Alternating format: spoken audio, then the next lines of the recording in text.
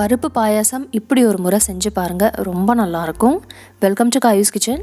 இன்றைக்கி நம்ம சேனலில் கேரளா ஸ்டைலில் பருப்பு பாயாசம் செய்ய போகிறோம். பாசி பருப்பு வச்சு இந்த பாயாசமாக செய்ய போகிறோம்.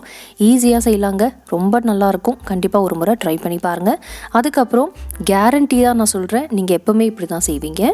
இப்போ ஃபஸ்ட் என்ன செய்யலான்னா, ஒரு கடாயை எடுத்துக்கலாம். கடாயில் அரை கப் அளவுக்கு பாசிப்பருப்பு சேர்த்துட்டு வறுத்துக்க போகிறோம்.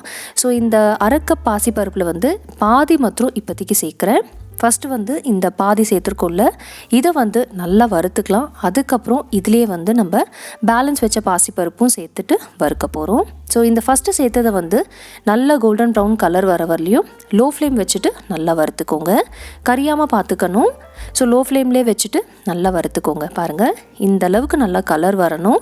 இப்போ இந்த ஸ்டேஜில் நம்ம பேலன்ஸ் கொஞ்சம் பாசிப்பருப்பு எடுத்து வச்சுருந்தோம்ல, அதையும் சேர்த்துட்டு லைட்டாக வறுத்துக்கலாம். அதை இந்த மாதிரி எதுக்கு செய்கிறோன்னா, நம்ம ஃபஸ்ட்டு சேர்த்துட்டு நல்ல கோல்டன் ப்ரௌன் கலர் வர வரலையும் வறுத்துருக்கோம் பார்த்திங்களா, அது நம்ம பாயாசம் செய்கிறப்ப லைட்டாக அப்படி கடிச்சு சாப்பிட்ற மாதிரி இருக்கும். செகண்டு சேர்த்தது நல்லா குழஞ்சி வெந்து வரும். ஸோ நம்ம பாயாசம் சாப்பிட்றப்ப கொஞ்சம் அங்கங்கே பருப்பும் இருக்கும், கொஞ்சமாக நல்லா குழஞ்சும் இருக்கும். ஸோ இந்த ஒரு ஸ்டெப் நீங்கள் ஃபாலோ பண்ணிங்கன்னா பர்ஃபெக்டான பாயாசம் நீங்களும் செய்வீங்க. இப்போ நல்லா வறுத்தாச்சு. இதை ஒரு குக்கரில் மாற்றிட்டு இதை நம்ம 2 இல்லை 3 முறை நல்லா வாஷ் பண்ணிக்கலாம். பாருங்கள், நல்லா வாஷ் பண்ணிட்டேன். அடுத்ததாக பார்த்தீங்கன்னா இதில் நம்ம தண்ணி சேர்த்துக்கலாம். அரை கப் அளவுக்கு பாசிப்பருப்பு எடுத்துருந்தோம்ல, அதில் 2 கப் அளவுக்கு தண்ணி சேர்த்துக்கலாம். தண்ணி சேர்த்துட்டு இதை நம்ம கவர் பண்ணிவிட்டு 2 விசிலுக்கு வேக வைக்க போகிறோம். அதிகமாக விசில் வைக்காதீங்க, ரொம்ப குழையக்கூடாது. ஸோ 2 விசில் சரியாக இருக்கும். இப்போ பார்த்தீங்கன்னா 2 விசில் வந்தாச்சு. நம்ம ஓப்பன் பண்ணி பார்க்கலாம். பாருங்கள், நல்லா வெந்திருக்கு. நம்ம ஃபஸ்ட்டு வறுத்தது பாருங்கள், அங்கங்கே லைட்டாக பருப்பாக இருக்கும். பருப்பானா ஃபுல்லாக அப்படியே கடிச்சு சாப்பிட்ற மாதிரிலாம் இருக்காது, பாதி வெந்த மாதிரி இருக்கும். செகண்ட் சேர்த்தது பாருங்கள், நல்லா குழஞ்சி வெந்திருக்கு. ஸோ இதை லைட்டாக ஒரு முறை நல்லா மேஷ் பண்ணிவிட்டு இதை ஒரு ஸ்டவ்வில் எடுத்து வச்சிடலாம். ஸ்டவ்வில் வச்சுட்டு இதில் நம்ம வெல்லம் சேர்க்க போகிறோம். ஸோ நான் அரை கப் அளவுக்கு பாசிப்பருப்பு எடுத்துருந்துக்கல.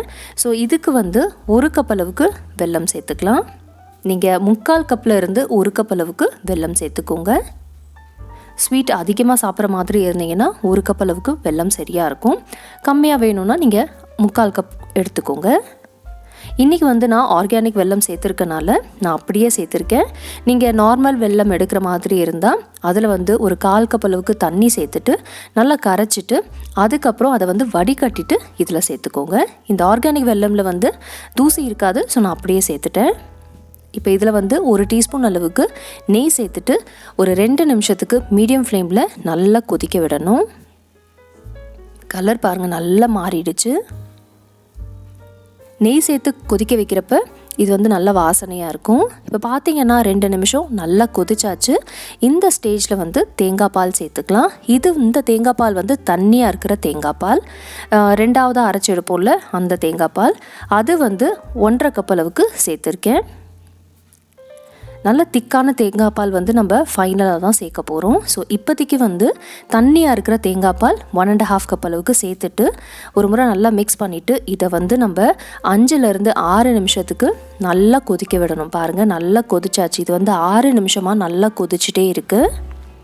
நல்லா திக்காயிடுச்சு. பாருங்கள், கலரும் பார்த்தீங்கன்னா உங்களுக்கே தெரியும், நல்ல கலர் வந்திருக்கு.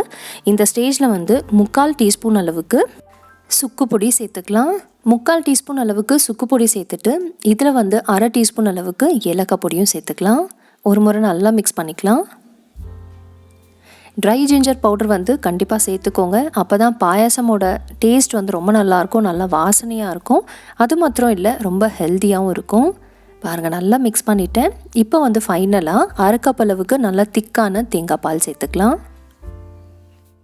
நல்ல திக்கான தேங்காய் பால் சேர்த்துட்டு இதை நம்ம ஒரு முறை நல்லா மிக்ஸ் பண்ணிவிட்டு உடனே ஃப்ளேம் ஆஃப் பண்ணிடணும். தேங்காய் பால் திக்காக இருக்கிறனால இதை நம்ம கொதிக்க வைக்கக்கூடாது, திரிஞ்சு போயிடும். ஸோ இதை மிக்ஸ் பண்ணிவிட்டு உடனே ஃப்ளேம் ஆஃப் பண்ணிவிடுங்க. நான் ஃப்ளேம் ஆஃப் பண்ணிட்டேன். அவ்வளோதான், நம்மளோட பாயசம் ரெடியாக இருக்குது. இது இருக்கட்டும். அடுத்ததாக பார்த்தீங்கன்னா ஒரு சின்ன பேன் எடுத்துக்கோங்க. இதில் வந்து 1 டீஸ்பூன் அளவுக்கு நெய் சேர்த்துட்டு இது வந்து நல்லா மெல்ட் ஆன பிறகு நல்லா பொடியாக கட் பண்ண தேங்காய் பீசஸை சேர்த்துக்கலாம்.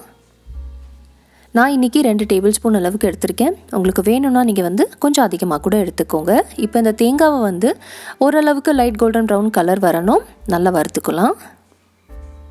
இந்த ஸ்டேஜில் வந்து உங்களுக்கு வேணும்னா முந்திரி திராட்சை கூட நீங்கள் சேர்த்துக்கலாம். இன்றைக்கி வந்து நான் தேங்காய் மாத்திரம் தான் சேர்க்க போகிறேன். கேரளா ஸ்டைல்னால தேங்காய் மாத்திரம் தான் சேர்க்க போகிறேங்க. நீங்கள் வேணும்னா முந்திரி திராட்சை கூட சேர்த்துக்கோங்க. பாருங்கள், நல்ல கலர் வந்தாச்சு. இப்போ நம்ம ஃப்ளேம் ஆஃப் பண்ணிவிட்டு இதை வந்து பாயாசத்தில் ட்ரான்ஸ்ஃபர் பண்ணிடலாம். அவ்வளோதான் ஃப்ரெண்ட்ஸ், நம்மளோட நல்ல டேஸ்டியான பாயாசம் ரெடி ஆகிடுச்சு. பருப்பு பாயாசம் கேரளா ஸ்டைலில் தேங்காய் பால் வச்சு செஞ்சுருக்கோம். ரொம்ப நல்லாயிருக்கும், நல்லா வாசனையாக இருக்கும், டேஸ்டியாக இருக்கும், ஹெல்தியான ரெசிபி இது. கண்டிப்பாக ஒரு முறையாவது இப்படி ட்ரை பண்ணி பாருங்கள். ட்ரை பண்ணிவிட்டு மறக்காமல் உங்கள் ஃபீட்பேக் எனக்கு ஷேர் பண்ணுங்கள். என் வீடியோ பிடிச்சிருந்துச்சுன்னா மறக்காமல் லைக் அண்ட் ஷேர் பண்ணுங்கள். இன்னும் நீங்கள் காயூஸ் கிச்சனுக்கு சப்ஸ்கிரைப் பண்ணலன்னா ப்ளீஸ் சப்ஸ்கிரைப் பண்ணிக்கோங்க. நாளைக்கு இதே போல் ஒரு இன்ட்ரெஸ்டிங்கான வீடியோவில் நம்ம மீட் பண்ணலாம். தேங்க்ஸ் ஃபார் வாட்சிங்.